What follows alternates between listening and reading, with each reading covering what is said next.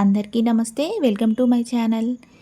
ఈరోజు అరటికాయ కర్రీ సింపుల్గా ఎవరైనా ఈజీగా ప్రిపేర్ చేసుకోవడం ఎలానో చూపిస్తున్నానండి.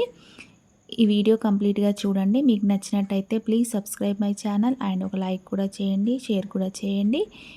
ఈ అరటికాయ కర్రీ సాంబార్లోకైనా పప్పులోకైనా చాలా బాగుంటుందండి. ఇక్కడ నేను 2 అరటికాయలు తీసుకొని వాటిని 2 వైపులా ఇలా కట్ చేసుకున్నాను. ఇలా 2 వైపులా కట్ చేసుకొని పైన ఉన్న తొక్క మొత్తం ఇలా పీల్ చేసుకోండి. పీల్ చేసుకున్నాక ఇక్కడ నేను ఇలా మధ్యలో కట్ చేసుకొని మొత్తం చిన్న చిన్న ముక్కలుగా కట్ చేసుకుంటున్నానండి. మనం ఆలు ఎలా అయితే కట్ చేసుకుంటామో అలాగే ఇవన్నీ చిన్న చిన్న ముక్కలుగా కట్ చేసుకోండి.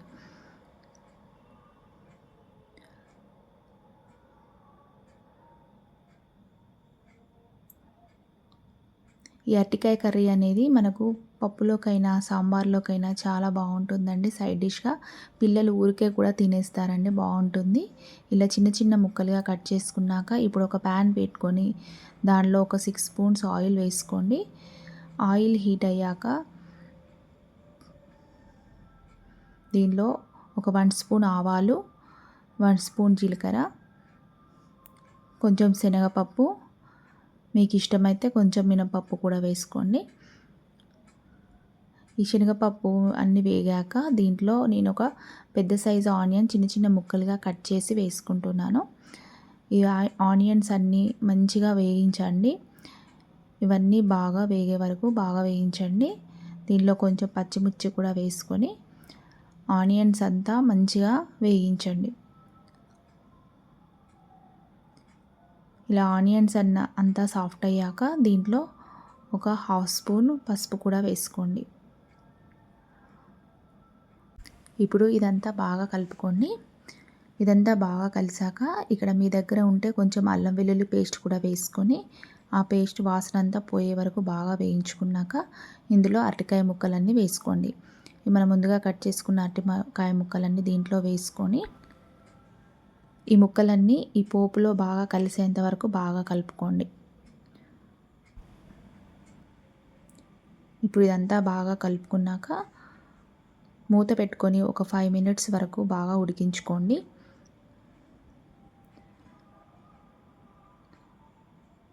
ఇప్పుడు మూత తీసి చూడండి, కొంచెం ముక్కలు ఉడికాయండి. ఇప్పుడు ఒకసారి బాగా కలుపుకోండి. మళ్ళీ ఒకసారి బాగా కలుపుకొని దీంట్లో ఒక 1½ స్పూను ఉప్పు వేసుకోండి.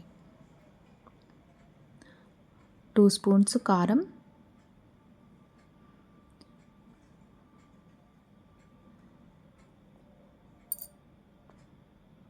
వేసుకొని ఇవన్నీ బాగా కలుపుకోండి.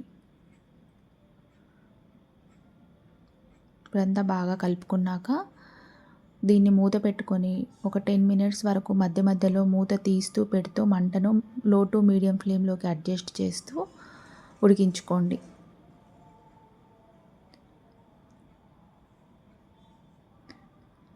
ఇప్పుడు ఒకసారి 10 మినిట్స్ అయ్యాక మనం చూద్దామండి. ఒకసారి బాగా కలుపుకోండి. ముక్కలన్నీ బాగా ఉడికాయి. ఇలా ఒకసారి బాగా కలుపుకోండి.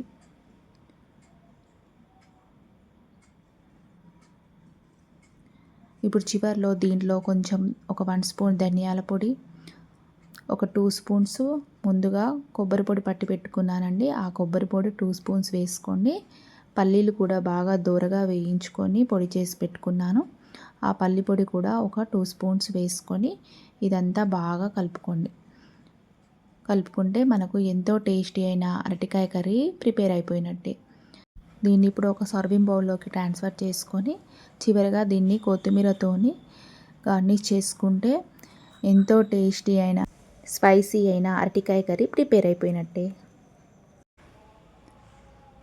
దీన్ని చివరిగా కొంచెం కొత్తిమీర చల్లుకొని వేడివేడిగా సర్వ్ చేసుకుంటే చాలా టేస్టీగా ఉంటుందండి.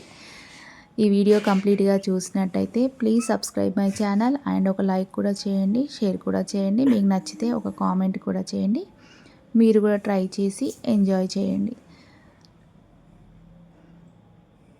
Thank you for watching.